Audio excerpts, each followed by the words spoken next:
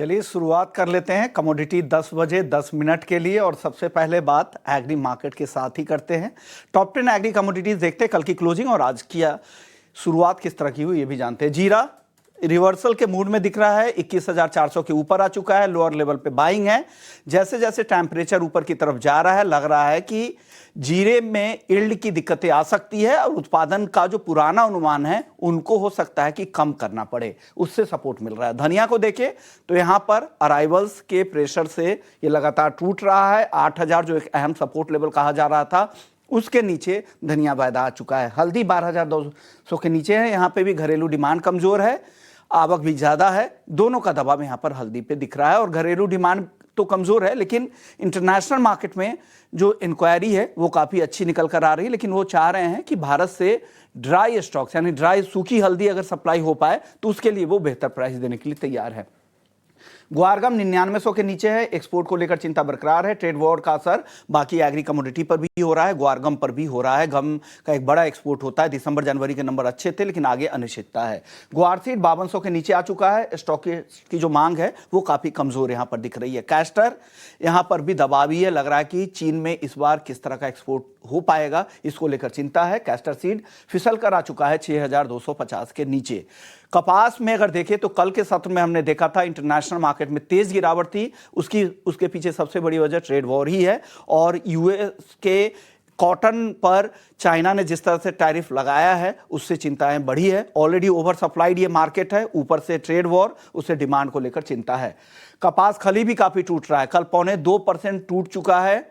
Season अंत के बाद अब बहुत ज्यादा, हालांकि इस तरह की सप्लाई कम भी रहती है उसके बाद भी ये गिरता जा रहा है, 2570 के आसपास आ चुका है। पाम तेल कल यहां पर तेज गिरावट आई, यहां पर भी ट्रेड वॉर का ही कंसर्न था, 4400 के नीचे आ चुका है। मलेशियाई पाम तेल 4400 रिंगिट के करीब है, 1% के आसपास आज रिकवरी यहां पर दिख रही है। आखिरी काउंटर में मेंथा ऑयल 915 के ऊपर, आज यहां पर हल्की तेजी के साथ कारोबार हो रहा है। हमारे साथ भाविक पटेल हैं ट्रेडबुल सिक्योरिटीज से। शुक्रिया भाविक, आपने वक्त निकाला।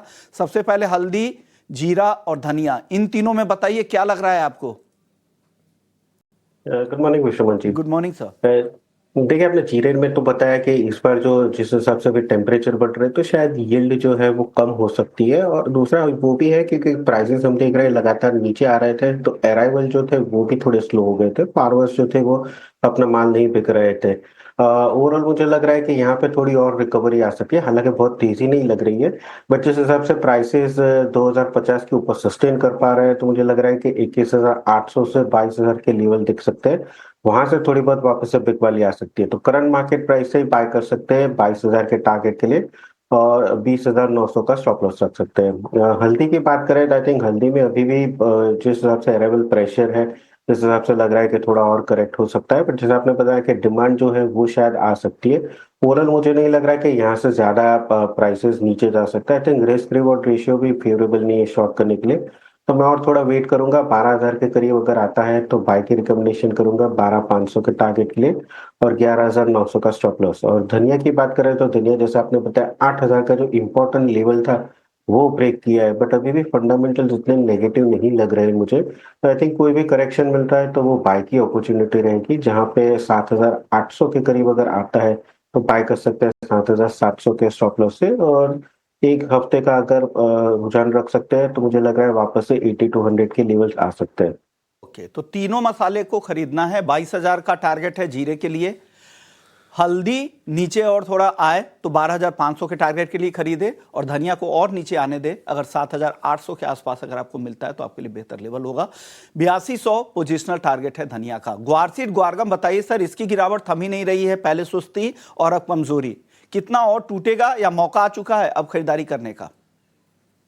देखिए, एक तो हम पार्टिसिपेशन देख रहे हैं कि बहुत लो है तो उसकी वजह से भी तेजी नहीं आ रही है। जैसे आपने बताया गम की बात करें तो यूजुअली वो एक्सपोर्ट रहता है, जिस हिसाब से अभी टैरिफ की बात चल रही है उस हिसाब से भी एक्सपोर्ट की डिमांड है वो भी नहीं आ रही है। तो आई थिंक दोनों वजह से हम देख रहे हैं कि लगातार गिर रहा है। हालांकि अगर चार्ट में देखें तो मुझे लग रहा है कि 5,050 से 5,000 के करीब ही सपोर्ट आ रहा है।